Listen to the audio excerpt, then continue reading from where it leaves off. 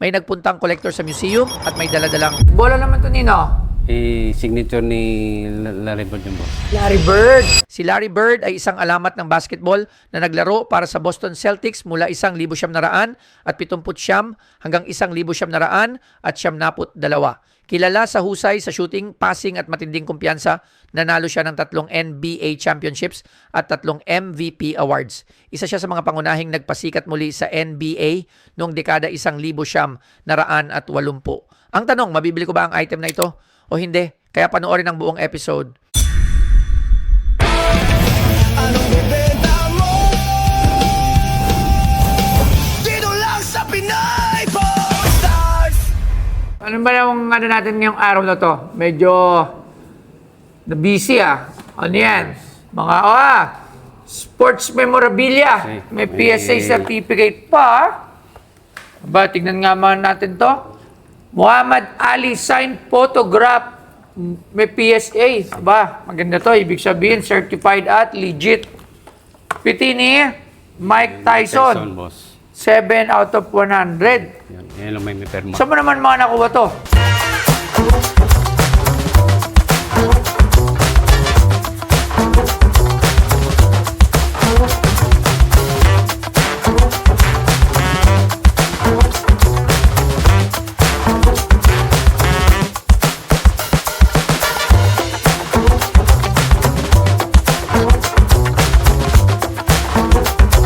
Si Mike Tyson ay isang Amerikanong dating profesional na boksingero at isa sa pinakakilalang heavyweight champion sa kasaysayan. Nakilala siya dahil sa kanyang matinding lakas, bilis at agresibong estilo sa ring. Noong 1986, sa edad na 20, siya ang naging pinakabatang heavyweight champion sa kasaysayan ng boxing. Tinawag siyang Iron Mike at the baddest man on the planet dahil sa sunod-sunod niyang knockout victories. At ang binebenta sa PP Stars ay ang Mike Tyson signed picture with authenticity. Ito nakuha po sa Madrid. Galing Madrid lahat yan. Saan? Madrid. Madrid. Si. Alright. Sa Madrid. So, galing ka ng Espanya. Galing Espanya. Ako yung nagsinsayo ng photo noon. Ano pa? Ako yung nagsinsayo ng photo noon. Si Joey Lee Gonzalez So, ba? ako Ayun, Joey Lee. So, galing pa po kayo ng Espanya, Madrid. Wala kayong dalang ano dyan? Toro? Wala. Eto, ano naman to? Old coins yan, boss, yung pinakamaluma. Pinakalumang coins. Ba't nakatakip? Kasi nahuhulog medyo ano siya. Ayan. Ang ganda. Ay, print lang pala. Hindi pala yung joke lang. Set. Gold ba to? Hindi. Wala ko idea sa gold. Replica lang to Replica eh. lang. Alright. So, sige. Dito muna tayo. Mapunta sa dito sa mga sports memorabilia mo. Tingnan ko nga to. May mga card pa. Buksan ko na ha. Okay. So, tingnan natin.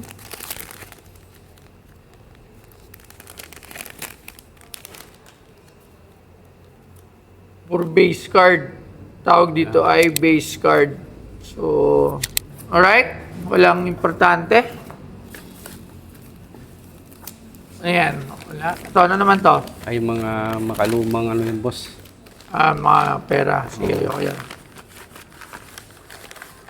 Ayan. Okay. So, sige. Dito tayo sa mapunta sa Muhammad Ali signature tsaka Mike Tyson. Magkano naman ang ina-asking mo dito? 500. Kalat. 500. Yes. Okay. Sir Angelo, halika. Good afternoon. So, magandang hapon. So, ito, mga naka-PSA na eh. Kaya. So, sinearch naman namin sa phone niya, wala akong makitang price. So, ano yung masasabi mo dito? Okay, well, unahin natin si Tyson. Ayan, si Tyson kasi medyo, ano ba yan, compared kay Ali, si Tyson medyo bago-bago, no?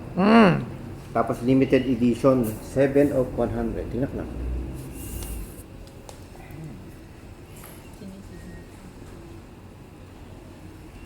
Pero probably nakuha mo to sa isang hobby shop. Bali, collector din siya, boss. Oo nga. Collector din. Ako sa tingin ko, Okay. Sige, yung sa akin, mas ano ko dito, mas confident ako i-value itong Muhammad Ali kasi kaysa dito kasi medyo lumaluwa na to. Tsaka nakakain na ako ng mga actual signatures ni Muhammad Ali. alright? Ayun. So, yung signature ni Muhammad Ali, depende din dun sa kung anong item yan, ano? Especially kung, kunyari shorts na ginamit sa training, or shorts na ginamit sa, or gloves na ginamit dun sa actual match. Ito photo lang eh. Pero yung photo lang. Photo with signature na napa-PSA. Alright. Na napa-PSA. Tapos, So sabihin, legit na pirma. Mm. Pero on na, photo.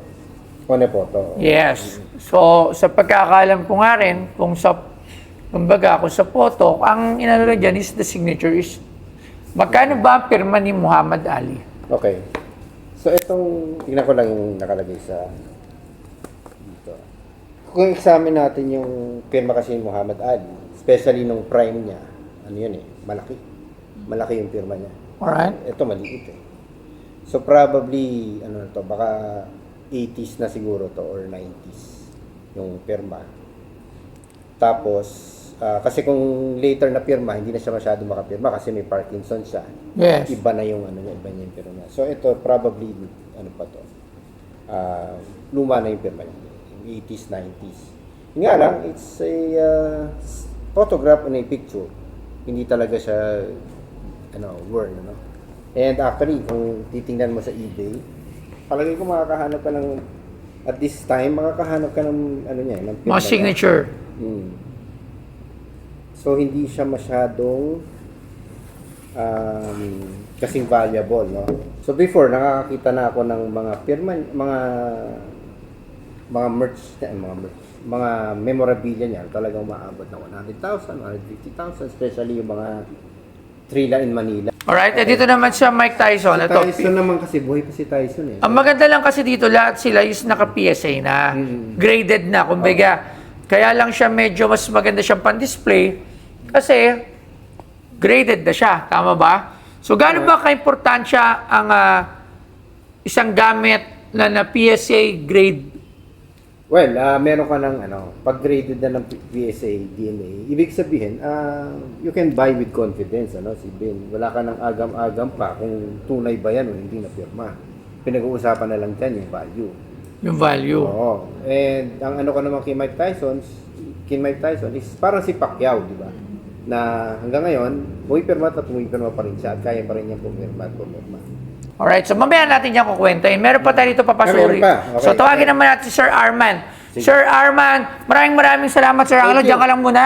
Okay. So ito sa tingin ko, Diyan muna ako. sa tingin ko ito replica coins eh. Parang replica coin siya eh, no? Yes, maganda sana. Although, presentation set to. So hindi siya yung legit na coins. Hindi siya legit na to. Yun nga, tama ako. So kumbaga, ito katulad to, mga gold coins to, di ba dapat? Meron tayo niyan. O marami Dami tayo nito, natin wala yun. na, ubus na, nabenta na natin. Ito, Dos Mundos to. Probably lahat to gawa sa nickel. Plated siya. Ito din, no? Ito, tawag ito? Parang Arabic na Ito, marami tayo nito. Yung ano. Pero hindi ganyan, di ba? Hindi ganyan yung itsura nun. Oh, silver. Ang alin? Saan? Okay. Wala. Hindi, ako alam mo, pag mga expert na mga katulad namin, mga sanay na sanay sa mga ganyan, pag tingin mo pa lang, alam ko na agad na, ito ay parang ano lang siya, souvenir. Yes. Souvenir, tama, di ba? So, hindi siya talagang coins na kinokolek. It's just a souvenir na binibenta sa mga souvenir shops. Alright? Sige, maraming salamat sa inyo. Hindi, wala na yan. Thank you very much. So, Thank you. sige. Okay. So, yun. Kung ako gusto ko bilhin yung Mike Tyson tsaka si Muhammad Ali. Kung bibilin ko to, para hindi ako malugi naman, bilhin ko to ng 15,000 each. So, 30,000. Ito, kung bibilin ko to, around 2,000 pesos. So, kung bibilin ko to, 32,000. So, yung 500,000 mo, naging 32,000 pesos. Not bad. Not bad. Kumbaga, Sa'yo po ba yan? O sa akin yung mga kulit ko sa akin. kasi ito may mga $300 eh. So, syempre, gusto kong bumaba para mas makamura ako. Kung $300, 20,000, 20,000. O, palagay mo na, sige.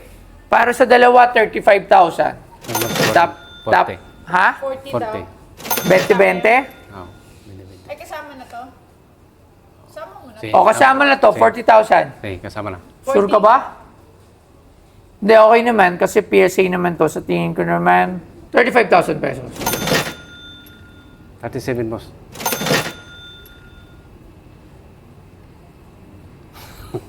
$37. 37? Kasama na to. Oo, kasama na. 37,000. Mayroon pang bula. Ah, may bola pa pala. Meron pa palang isa. Tingnan natin mo na yan. Ay, palagi po may pagkamay. Alright. Bola naman to, Nino. Signature ni Larry Bird yung boss. Larry Bird. Alright. So, si Larry Bird, isang Boston Celtic player, well-known. Ano yung certified? May pirma? Mayroon pirma na, boss.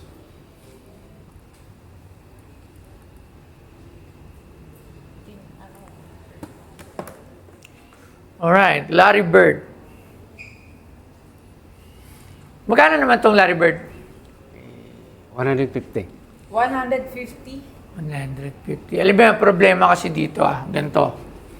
Okay? Ito yung isa sa problema ngayon. Itong mga dala mo dito is mga pang matatanda na. Si Larry Bird, matagal na siyang kilala as puti na naglalaro for Boston Celtics. Arch rival siya ng Lakers noong panahon, tsaka ng Detroit. One of the 50 greatest player, si Larry Bird. Talagang idol ko rin siya. Pero kasi ang problema, yung panahon ngayon, konti na lang yung kumikilala sa kanya. Konti na lang yung mga uma-idol. Konti na lang yung gustong bumili nito. Kasi, mostly ngayon, ang gusto, Bago. LeBron, Oh, Lebron. Kobe, si Jordan nga. Pero syempre, Jordan is Jordan pa rin. Di ba? Pero, yung mga fan, yung mga Larry Bird fanatics na kaya nilang mag-shed ng pera at bili nito is very konti na lang. Yun kasi yung mahirap. Kaya nga ngayon, lagi kong inisip, yung future ng Pinoy Pawn Star, ano ba yung dapat kong ilagay dito? So, ngayon, mas maraming mga Lebron, kahit ano si Lebron, kahit para sa akin. Di ba? Para sa akin. Pero nakakalaban ko yung mga maka-Lebron dito, yung mga bata. Kasi nga, Jordan ako eh. So, lumaki ako sa era ni Jordan. So, pag kinukumpara, wala. Mahina yung Jordan. Si Lebron pa rin yung gusto nila. Kasi mas marami na eh. Yun na yung naabutan eh. Yun na yung problema. Different era, different greatness. Pero si Larry Bird, okay siya. Para sa akin, kung bibilin ko si Larry Bird, kung sa akin bibilin ko lang yun ng